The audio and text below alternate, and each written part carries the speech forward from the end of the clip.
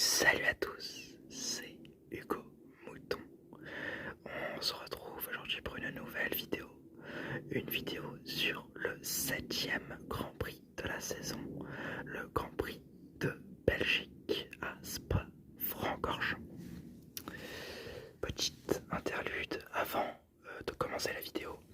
J'avais dit que je ferais une vidéo dans les 2 jours suivant la vidéo, mais une maladie est passée par là, maladie nommée flemme. Vraiment grosse flemme. Et donc je vais essayer de garder un rythme sur les Grands Prix et essayer de vous faire des Grands Prix rétro ou des vidéos sur les règles de la F1. Mais ouais, déjà la rentrée c'est dans pas longtemps. Et en plus s'il y a un excès de flemme qui vient agrémenter tout ça, je pense pas que vous aurez des vidéos très souvent. Je vous demande de m'excuser sur ça. Ensuite, on va parler de F1 et pas de ma vie insignifiante. Ça fait un an que Antoine Hubert nous a quittés. Un an qu'il a pris ce virage de l'eau rouge à pleine vitesse, qu'il a percuté Juan Manuel Correa, je crois, qui s'est tué contre ce mur. C'est, comme je l'avais dit il y a un an, une fatalité. Comme je l'avais dit il y a un an, c'est une fatalité qu'il faut accepter. C'est quelque chose qu'il ne faut pas qu'on oublie. Le sport automobile et la F1 tout particulièrement et la F2 en l'occurrence sont des sports dangereux. Il faut essayer de faire baisser le taux de dangerosité, mais le taux zéro n'existe pas. Il pourra toujours avoir des choses qui pourront mettre un pilote dans une situation dangereuse pour lui-même. Mais il ne faut pas faire de la F1 et des sports automobiles des sports hyper fliqués où la moindre infraction à la règle vaut une pénalité, comme on a pu voir en F2 pendant ce week-end. Donc voilà, un hommage à Antoine qui nous rappelle que le sport est dangereux et qui nous dit également que c'est un sport et comme dans la vie de tous les jours, le risque zéro n'existera jamais. Ensuite, joyeux anniversaire à Valtteri Bottas qui fête ses 31 ans ce week-end. On espère qu'il fera un bon Grand Prix. Le Grand Prix, en l'occurrence la FP1. Les Renault et les McLaren sont plutôt rapides, juste derrière les très performantes Racing Point, Gasly et P11 et Grosjean ne fait pas de temps à cause d'un problème moteur qui frustre bien évidemment le français et son coéquipier qui ne prend lui aussi pas part à cette séance de FP1. Les Ferrari sont 14e et 15e, extrêmement décevants pour les monoplaces qui ont fait la pole position il y a un an sur ce circuit. Bottas est le plus rapide, suivi de Hamilton. Raikkonen est devant les Ferrari, alors que Giovinazzi a un problème et ne fait pas de temps pendant cette session, un problème moteur. En FP2, le roi de Spa se plaint de vibrations et n'est que 14e. Dommage pour Kimi qui, comme je l'ai dit, est le roi de Spa et un des pilotes les plus doués sur ce tracé. On espère qu'il fera une Q2, une Q3 peut-être même, et un très bon résultat. Les As ne prennent à nouveau pas part au début de la session car ne trouvent pas l'origine du problème. Ils sortent néanmoins en fin de FP2 pour établir les 19e et 20e temps, donc vraiment très peu de temps de roulage et visiblement des réglages très mauvais. Verstappen est le plus rapide, suivi de très près par Ricciardo. Le classement de cette FP2 est plutôt impressionnant parce que voir une Red Bull et une Renault au premier temps, c'est rare quoi, donc c'est plutôt cool. Ricciardo doit tout de même abandonner quand même cette session à cause d'un problème hydraulique. Il doit ranger sa voiture dans le 17e, non, dans le 13e virage. En FP3, Hamilton est le plus rapide. Ocon le suit en P2. Les Renault sont décidément très très fortes ce week-end et Norris est P3. AlphaTauri qui n'est pas très bonne sur ce circuit normalement, donc bravo à lui. Et les Ferrari sont à une très inquiétante 17e et 20e place pour Sébastien Vettel. C'est décevant, c'est affligeant même. Les qualifications en Q1, les As, les Alfa Romeo ainsi que Latifi sortent en Q1. Leclerc se fait très peur mais passe néanmoins avec la 15e position. Les Ferrari ne sortent pas en Q1, ce qui aurait été un désastre absolu. En Q2, les AlphaTauri sortent. Kvyat bat pour la première fois de la saison son coéquipier Gasly. Russell sort également comme les deux Ferrari.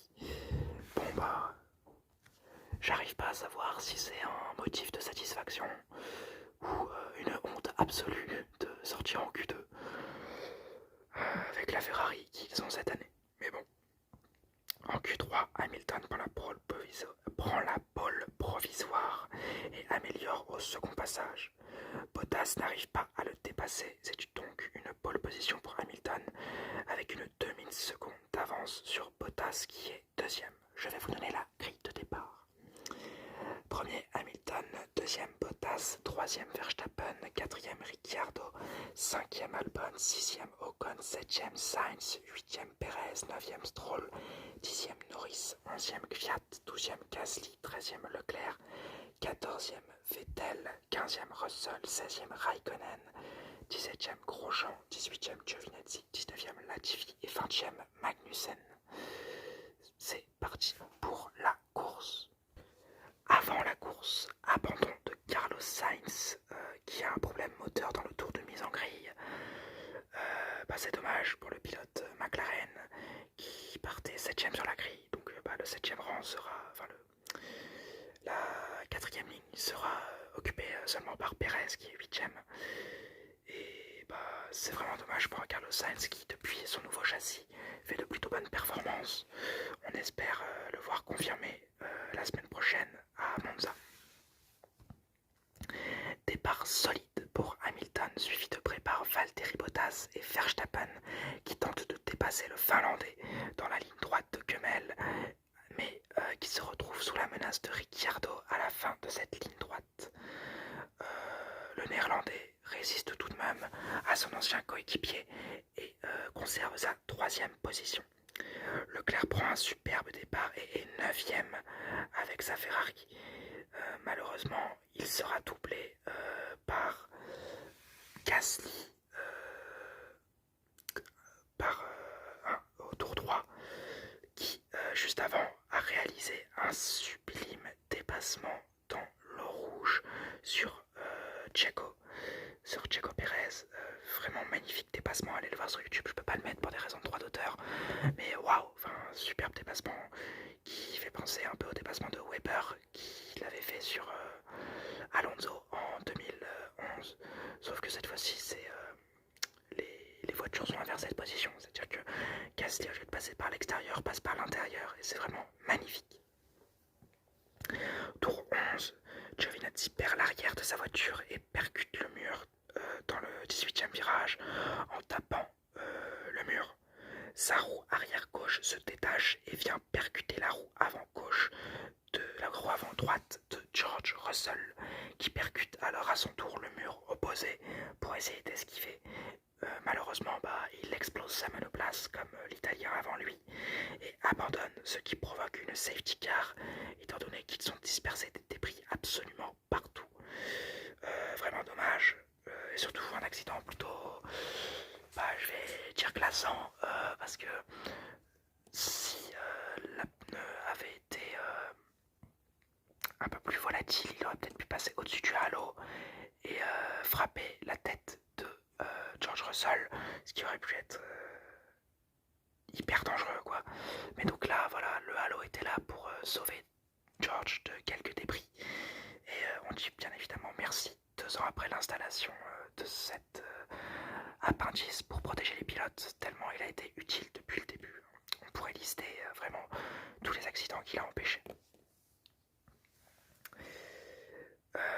Cette safety car donc permet aux Mercedes et à toutes les autres équipes de passer au stand avec un raté pour les Ferrari. Sinon, c'est pas drôle.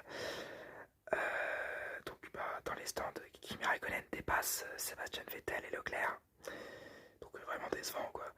Les seuls qui restent dehors sont Gasly avec des pneus durs qui faisait une super stratégie, une super course, et Perez avec des pneus soft car le stand Racing Point ne l'a pas appelé de peur que les pneus qui lui chausseront pendant cet arrêt au stand ne tiennent pas sur toute la course. Peut-être une bonne décision de la part de Racing Point. Tour 15, après la relance de la safety car, Raikkonen dépasse Vettel pour la 12e place. Donc, c'est-à-dire que l'écurie, on va dire un peu, qui a été à une époque l'écurie piste de Ferrari, et maintenant est devant Ferrari. Hein, c'est très plaisant, même si c'est Raikkonen qui dépasse Vettel et que j'adore Raikkonen. Ça me fout en rogne, mais bon, j'en parlerai en fin de Grand Prix. Tour 17, Ricciardo dépasse un Perez en perdition à cause de ses pneus qui commencent à vraiment s'épuiser, suivi ensuite par Albon. Tour 21, Gasly se fait dépasser par Ricciardo dans la ligne droite de Kemmel. Et tour 36, Perez dépasse Kvyat, qui est suivi rapidement de Gasly. Le Mexicain et le Français ont fait des arrêts au stand juste avant. C'est pour ça qu'ils sont ressortis en fond de grille, mais ils ont remonté 10 places pour pour batailler pour la 8e place. Là. Le Mexicain donc prend la 9e place, qui est ensuite récupérée par le Français. Tour 44, Ocon dépasse Albon dans le dernier tour et Hamilton remporte la course suivi d'un bon Bottas et d'un très bon Verstappen qui a réussi à tenir le rythme des Mercedes sans malheureusement jamais avoir pu les inquiéter. Ricciardo prend le meilleur temps dans le dernier tour et je vais vous donner la grille d'arrivée. Premier Hamilton, deuxième Bottas, troisième Verstappen, quatrième Ricciardo avec le meilleur temps en course, cinquième Ocon, sixième Albon, septième Norris, huitième Gasly, neuvième Stroll, dixième Perez, onzième Kvyat, douzième Raikkonen, treizième Vettel, quatorzième Leclerc, quinzième Grosjean, seizième Latifi, 17e Magnussen, 18e Giovinazzi, accident plutôt, 19e Russell, accrochage avec la route Giovinazzi qui emmène un accident derrière, et 20e DNS pour Sainz qui ne prend pas le départ. Ça aura été une course mouvementée comme toutes les courses à Spa, surtout à cause de l'accident et de la safety car qui en a découlé, mais comme d'habitude un Hamilton trop fort, trop rapide, avec la meilleure voiture, qui lui permet de conforter son avance au championnat devant Valtteri Bottas, un Bottas moins bon, mais toujours aussi rapide, qui a réussi cette fois-ci à contenir un Verstappen, qui a dit en fin de course qu'il ne pouvait pas faire mieux, et je suis d'accord avec lui, sa monoplace ne pouvait pas faire mieux, les deux Mercedes sont juste trop rapides. Après, on va applaudir Renault, qui égalise son meilleur résultat en F1 qui date de 1 an bientôt, qui s'avait fait à Monza avec Hülkenberg et Ricciardo, 4e et 5e, et là hop, 4e et 5e pour Ricciardo et Ocon. Vraiment bravo pour la marque aux losanges. On espère que ces bons résultats vont leur permettre de s'affirmer en 3e force du plateau, étant donné que les Ferrari c'est totalement mort, et peut-être que ça va donner un regain de forme qui pourrait se répercuter sur la saison prochaine. On l'espère en tout cas pour la marque française. Un Gasly extrêmement bon, de nombreux dépassements, malgré le fait qu'il ait été battu en qualification par son coéquipier. Il fait une excellente course, peut-être pas rendu là où il devrait être à cause de la safety car, parce qu'à mon avis si le safety car n'avait pas été là, il aurait pu finir 6e, voire 5e, étant donné qu'il conduisait très bien sa monoplace. Et bien évidemment son magnifique dépassement dans l'eau rouge, je vous conseille vraiment d'aller le regarder. Ensuite on va parler d'un sujet duquel je parle à chaque Grand Prix, les Ferrari. C'est une blague vraiment, je vais vous remettre le petit mème avec les clowns, c'est n'importe quoi. Ça veut dire qu'il y a un an ça jouait la victoire, là ça jouait le fond de grille. Vraiment, le fond de grille se bataillait face à un Alfa Romeo et des As. Point commun, toutes les voitures en fond de grille, à part les Williams, bah, c'est le moteur Ferrari. Enfin, vraiment, c'est une honte de faire ça, et surtout pour moi, quoi. C'est insupportable pour un fan de Ferrari. Et voilà. Le point Raikkonen, bah, un peu mieux pour Kimi qui finit 12ème. C'est, je crois, son meilleur résultat depuis le début de la saison. Mais ça suffit pas. Et j'ai bien peur qu'il prenne sa retraite en fin de saison. Et bah, je pense que faut que j'arrête de prendre ça pour une fatalité, mais pour un bon truc, parce que ça permettra peut-être des jeunes pilotes de prendre son relais et à lui de tourner une belle page de la F1.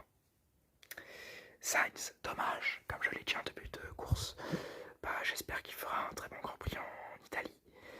Mais ouais, vraiment dommage pour cet abandon. Ça aurait été mieux qu'il abandonne en Q3 et qu'il ait le temps de partir. Même 10ème, ça aurait été mieux pour lui.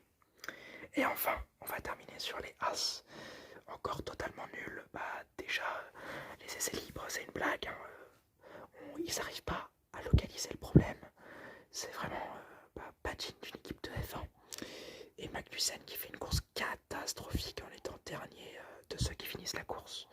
Distancé par Latifi, vraiment. Donc c'est vraiment qu'il n'était pas du tout dedans. Et un Grosjean qui a réussi à tenir, qui s'est battu avec Leclerc pendant un moment. Mais bon, voilà.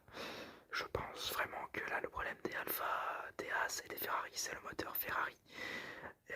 Mais en plus, ce châssis qui, dans les trois équipes, est très mauvais. J'espère que ça va s'améliorer. En attendant, j'espère que cette vidéo vous aura plu. Le petit like, le petit commentaire, le petit abonnement.